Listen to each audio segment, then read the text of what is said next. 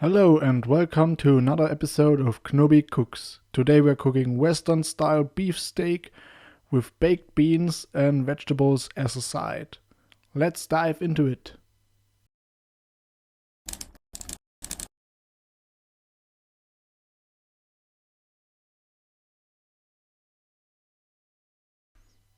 So for today we'll need an onion, some breadcrumbs or panko, ground beef, some corn, 2 eggs, white beans and kidney beans, some garlic cloves, pointed peppers and tomatoes. And of course we'll need some spices, a large pan, and I'm using clarified butter for the frying here. So in the first step we want to prepare our meat dough for the steaks. For this we'll first season the ground beef. For this, simply put all of the spices into the bowl to the ground beef, only leave out the parsley for now. Make sure to season enough, because we're gonna have quite a lot of mass for the steaks later on. But of course also be careful not to over season the dough. And yes, I'm calling this a dough, because we're gonna need this later on, just like we would need a dough. In our next step we're gonna add the breadcrumbs or the panko. Afterwards we're gonna add the kidney beans and our corn. If you're using canned goods like I am, make sure you pour away the liquid before adding the ingredients into the bowl. Next up are our 2 eggs. Break both of them and pour them into the bowl. But also make sure not to drop any of the eggshell into the bowl. Now we have all of our ingredients ready. The next step is to knead the dough. Make sure you have clean hands, as you always should when you are cooking, and then get right into the action. For our Western style ground beef steaks, it is very important to mix all of the ingredients properly when kneading the dough. If you do not mix them properly, you will get little chunks of beans or corn, and they will fall out later on when you're trying to fry your steaks. Another very important aspect is that you should squeeze your kidney beans, because they will then add even more stability to your dough. Spoiler alert, I'm not a very good example for this in this video, because I didn't squeeze my kidney beans very well, and I also didn't mix the ingredients very well. Nevertheless, the next step is shaping our steaks. Usually I'm using a kitchen scale for this. The scale helps sizing your steaks evenly. So here I'm trying to get about 200 grams per steak. This translates to about 0.44 pounds per steak. Try to make steaks of about the same thickness. This way you can make sure that they are all done at about the same time. And now it is time to magically transform all of your dough into tasty beef steaks. And at this very moment I'm thinking, hey, maybe you could use a burger press for this. It could simplify everything and make sure that the steaks are very even. But for now you're just gonna have to watch me doing it by hand. Oh, and what I forgot to mention is, don't make your dough too wet or too dry.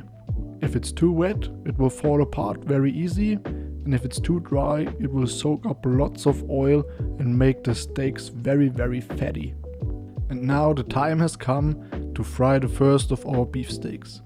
For this, preheat your pan and make sure you got some oil or butter or clarified butter in it. Here I am using a single piece of corn to make sure the pan is hot enough, and as soon as it starts sizzling, I will put in the steaks. Make sure your pan is hot, but not too hot. That's why you see me turning down the heat here, because I don't want to burn the steaks right away. So for now I'm frying as many steaks as I can. You can always keep them warm or reheat them later on.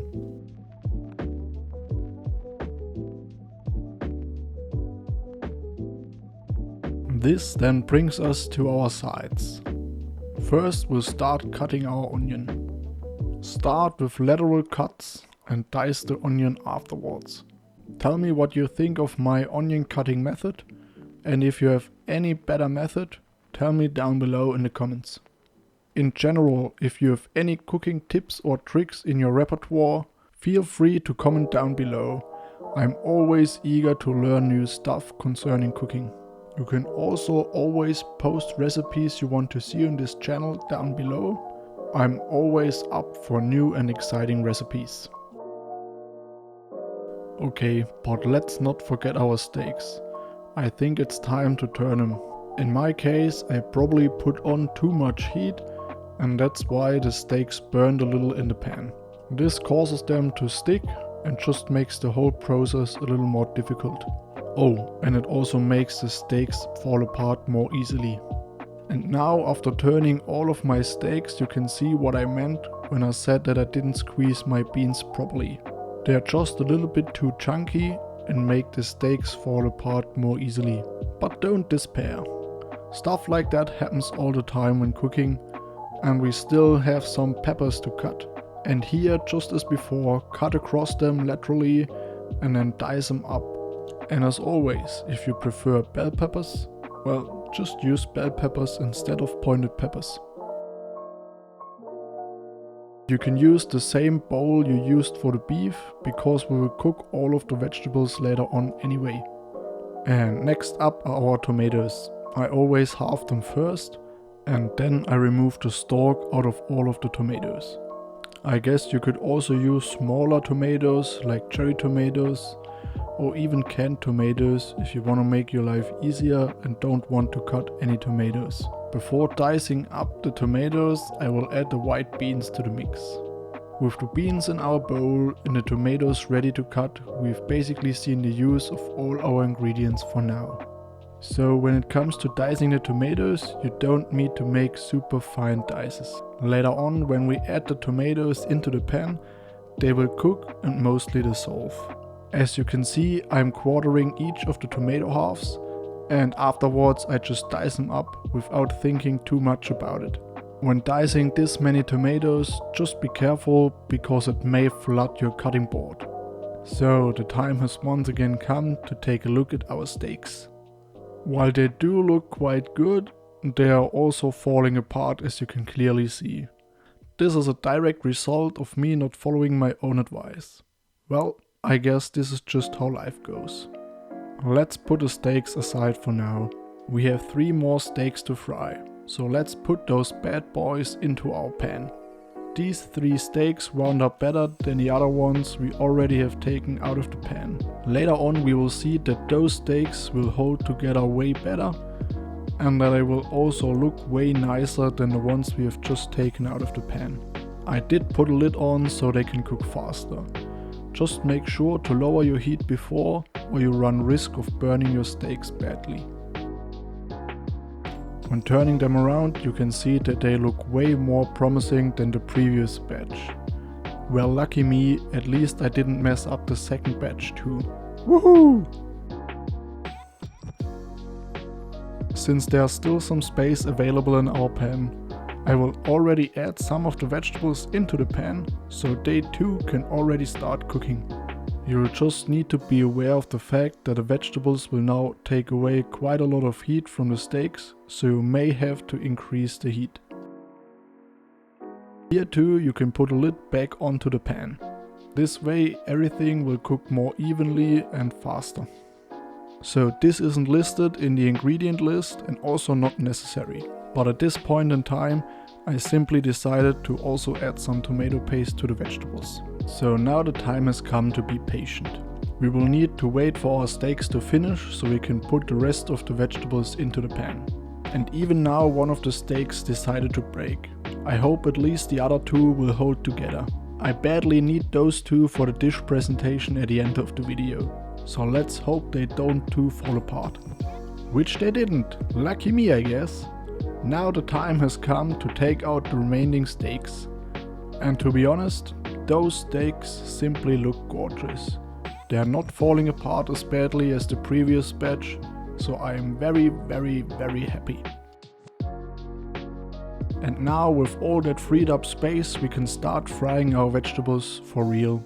This will also help removing anything that may have burned in the process, because the juice from all those vegetables will most likely loosen up anything that's burned into the pan before. So now it is time to add the remaining non-tomato vegetables, and then simply show some patience. We of course also need to season those vegetables. So add a little bit of salt, add some parsley, and also add some pepper to it. And if you like it spicy, you could add some chili powder to it, or you could even cut some fresh chilies up and also add them to the mix. So this time around I'm doing this vegetable side. However, there's another type of side I really like to add to the western beef steaks, and that side is baked potatoes. They do take very little time in preparation and cooking and are very easy to make because, well, your oven does all the work. So if you want to make baked potatoes as a side, I recommend you first shape your steaks and then put them aside. Afterwards you can prepare the baked potatoes and then simply put them into the oven and bake them while you are frying your steaks. I'm planning to make a video about those baked potatoes, so keep a watch out for that. Okay, we are almost there. Now the time has come to add the tomatoes into the mix. Because they contain quite a lot of liquid, they will help us to turn the vegetables into a kind of sauce. And to speed up this process, I recommend you mix them under and then put a lid back on and lower the heat a little bit. Afterwards, just let them simmer and steam for about 5 to maybe 10 minutes, and then the meal will basically be ready to eat. And now, the moment you've all been waiting for. Let's prepare our dish so it is ready to be served. I must say this looks very tasty. But this also brings us to the end of this episode of Knobi Cooks. I hope you enjoyed it. Tell me what you think of this meal. And if you did cook it yourself, tell me how it tasted for you. And now all that's left to say is goodbye and see you in the next one.